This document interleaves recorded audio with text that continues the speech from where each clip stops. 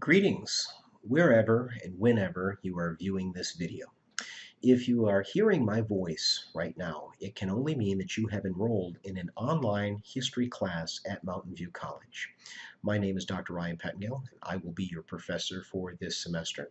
What I want to do with this video here is to familiarize you with some of the guidelines, expectations, and requirements for our class. I'm also going to show you around Blackboard, the operational system that we will use for our class. And so the first thing that I need you to do, if you have not yet done so, is go ahead and log in and download a copy of the syllabus. I'll be taking you through this here momentarily, but just in case you have not yet done this, let me show you where the syllabus is located. Over here you see a button called Start Here. Click it, right? Start Here is going to bring you to this page, and the first thing that pops up at you is your course syllabus, and you can download this in a Word document. I'm not going to click OK because I already have that downloaded, but all it is a Word doc, and you can download it whenever and wherever you'd like to. The other thing that I wanted to mention about the Start Here tab is it's going to give you a little bit of background on me, who I am, where I come from, all that fun stuff. I want to draw your attention to this link right here. This is another video, and it's going to be pretty similar to the one that you're watching right now, but unlike this one, it's going to tell you how you can best maximize your performance in a class like this, what you need to do to be successful over the course of this semester. So I highly recommend taking a look at that when you have an opportunity. But let's go to the syllabus really quick, okay? This is History 1301, which is the Early American History course, okay? I'll talk about what we're going to cover here in just a second, but for right now, I want to explain how you get a hold of me. Communication in a class like this, not only one that's online, but one that's very accelerated as well, that's going to be absolutely critical, and I cannot underscore that enough, how important it is to be able to communicate with me. In any case, you're looking at my email address up here at the top of the syllabus. I check that at least 3 times a day, and there's a very good chance that if you get me an email before 3 o'clock, Monday through Thursday, there's a good chance that I respond on the same day.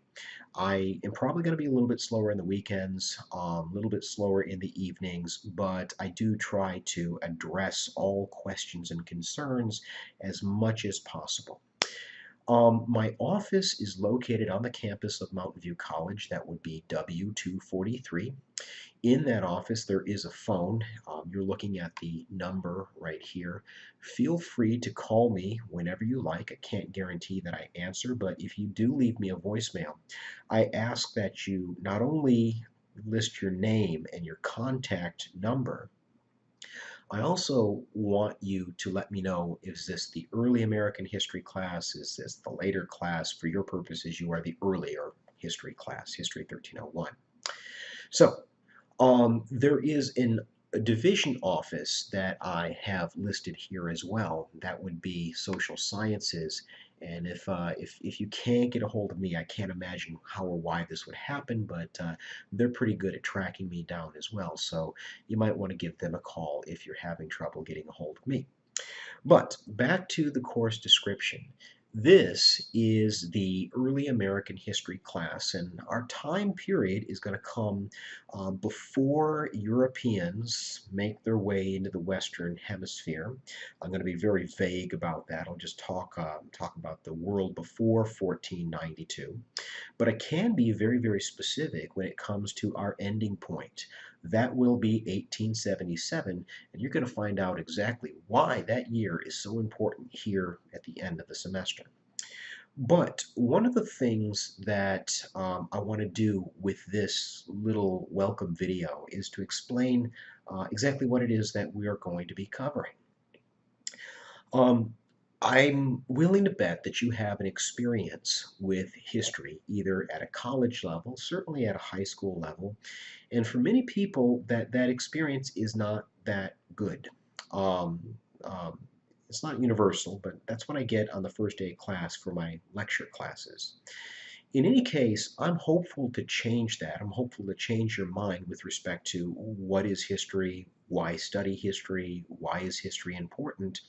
And part of this goes to some of the themes, issues, and most importantly, individuals that we will be examining in this class this semester. Of course, we're going to talk about the Christopher Columbuses and the George Washingtons and the Abraham Lincolns. We'll talk about those individuals, but we'll also talk about people that don't always make their way into history textbooks. We're going to talk about people like Frederick Douglass, a runaway slave that's going to be absolutely critical to the movement to abolish slavery in this country. We'll talk about Harriet Martineau, a lady that was a worker in a textile industry that is going to call attention to this idea of freedom and equality and how the process of industrialization tends to erode all of that. We're going to talk about people like Chief Blackhawk, who stood up to a process that was coming to be known as Indian removal in the 1830s. And I'm hopeful that a lot of these themes and issues are things that are not necessarily new to you, but they give agency to people that haven't always been highlighted or underscored in the courses that you may be familiar with. Okay, so that's what we're going to be covering this semester, and I really do hope that I'm able to have this be as positive of an experience as possible. A lot of this syllabus I'm going to leave up to you when it comes to the reading of it, but I do highly encourage you to read it carefully. For right now, I want to talk a little bit about the books. You're looking at a required text list if you're following along with me. And the one that you need right now is actually not the first one listed. It's a book by Frederick Douglass entitled My Bondage and My Freedom. You need that. You need it right now. And the good news is you actually have a copy of it. Let me show you. Right? We're going to go back to our internet here for just a second. And now what we're going to do is we're going to come over here to course information. I want you to click that button. Inside the course information, you got a backup copy of the syllabus. Here's another link to the video that I'm coming to you from right now. And right here is where you're going to find your own very own copy of Frederick Douglass. I want you to click the online text folder, and what you're going to see is a PDF file that's yours to download free of charge if you don't mind reading it on a computer or your phone or a tablet or whatever it is that you crazy kids are carrying around with you these days. It's yours free of charge. All that being said, the last time I looked, I think the Mountain View College bookstore was selling it for somewhere in the vicinity of $7. So it's very affordable. You're by no means required to buy it from Mountain View. If you can find it from Barnes & Noble, Amazon, half price, my guess is you can get this thing very, very cheap. If you're really, really cheap, what you might be able to do is get it from your local library. It's a pretty widely read book, and I bet you'd have a lot of success there. One book that I do have to have you purchase from Mountain View would be this one up here by Mark Carnes called The American Nation.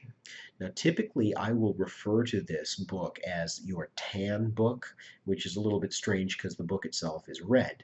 But what I mean by tan is The American Nation.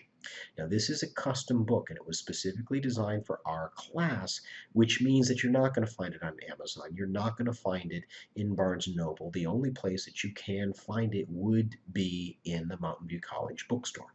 The good news is it's relatively cheap, right? Last time I looked, it was going for somewhere in the vicinity of $30. You might be able to find it for even less than that. The last book that I required, I don't know if you noticed this when I was over in Blackboard, but it's a book by Paul Johnson, book called Sam Patch, the Famous Jumper. And if you were to click, I'm not going to click, but if you were to click this folder right here, what you'll see is that I have gone ahead and provided that for you. It's a little clunkier than the Frederick Douglass file, but it's yours if you don't want to spend the money. There again, it's not going for much more than about $15 over there in the bookstore, and you might be able to get it online for somewhere even cheaper than that. I do pride myself on getting you in and out of here for under $40, and generally speaking, that's very doable. Most of my students do report that that's a pretty safe bet, right? There's one more book that I made optional, and I really do want to underscore the idea that this is optional. I don't have to have you buy it. It's called America's History, and the author is a guy named James Henretta. You can purchase this through Amazon. You can purchase it at the Mountain View College bookstore. I think it's a great tool, meaning that if history is not your thing, or maybe English is not your native language, and you want something to back up what you're learning with me, then certainly this is a pretty good idea. The only problem is it's expensive. I think it goes for about $100, which where I come from is expensive. And to make sure that everybody that wanted it actually has access to it, I put, I think, at least one copy of that book on reserves at the library. There's probably two over there, just in case there's a run on them. But you can check that out for free, and you can keep it for as long as you want. The only catch is it cannot leave the library. So if you want it, but you don't want to shell out the cash for it, which I don't blame you, you can have access to it through Mountain View College's library. Now again, I'm going to leave a lot of the reading of this syllabus up to you, but the last thing that I want to emphasize before we go any further when it comes to the required texts is something that's actually not a text at all. It's something called the Shaping America documentary series. You will notice that you have access to the Shaping America videos in the course information button of Blackboard. If you go ahead and click it, we're going to have to scroll down to the Shaping America videos. Click it. The syllabus, as you're going to see, will refer to you to which lessons you need to watch on an everyday basis. Now, the nice thing about this is they download in many different forms and fashions, and you should be able to watch these pretty flexibly, right? Each of them are approximately a half hour long, some a little bit more than that, some a little bit shorter than that, but I will refer to these things very frequently throughout the semester, and they are a very good way of keeping track of where we are. You have access to them, but if you're old school and you like a good old-fashioned DVD, you can go check out a copy of this, an actual DVD set from the Mountain View College library. Just go see the librarian at the circulation desk. Now, when I present this syllabus to my lecture classes, my face-to-face classes, I always ask people how many of you would take this class if it was an elective, and maybe if I'm lucky 2 or 3 people would raise their hands. Generally speaking, most people would not take this class if it was an elective. I want you to leave this class with a skill set that you did not have before you came to this class. This is my pitch for why this class is important. History is a discipline that will teach you to become a more critical thinker. I don't want you simply to regurgitate what you think I want you to say on an exam. I want to know what you think, and more importantly, I want to know why you think it. That's what I mean when it comes to a critical thinker. I'm hopeful that you're more of a critical thinker after this class. I'm hopeful that it makes you more of a critical reader, that simply because somebody is writing in the Harvard University Press does not make that gospel truth, right? I want you to be critical of what you read. Probably most importantly of all, I want your writing to improve. Our class is what is known as a writing intensive course. What that means is more than 70% of your grade is going to be calculated based on some form of writing.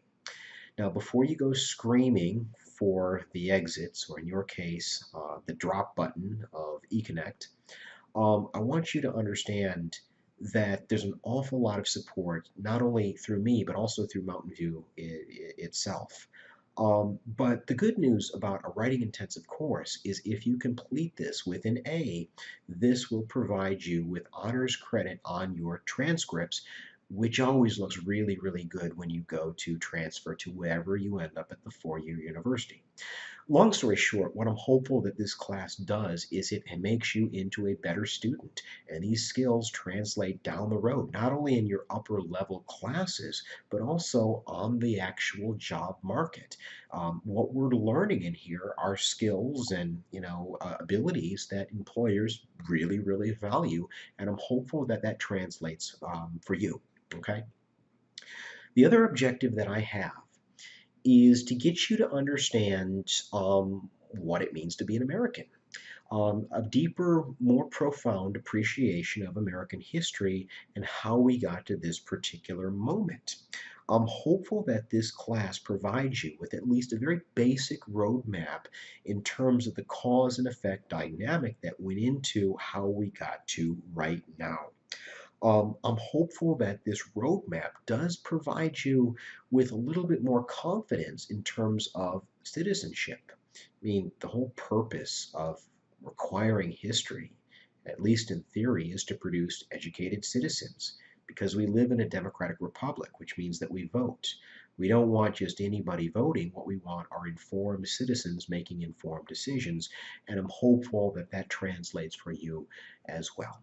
Okay? There's a few rules and regulations that I'd like you to be mindful of, but for right now, I want to draw your attention to the course outline.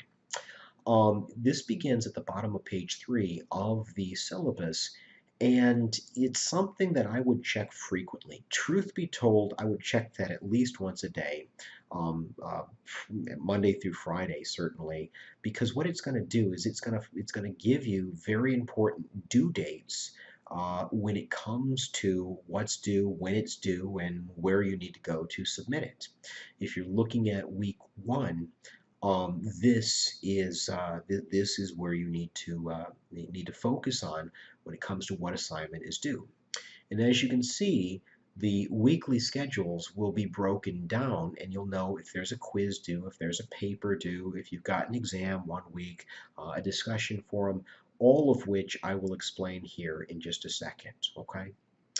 So this class is based on 100 points. There's nothing overly complicated to it, and there are ways of working smarter, not necessarily harder.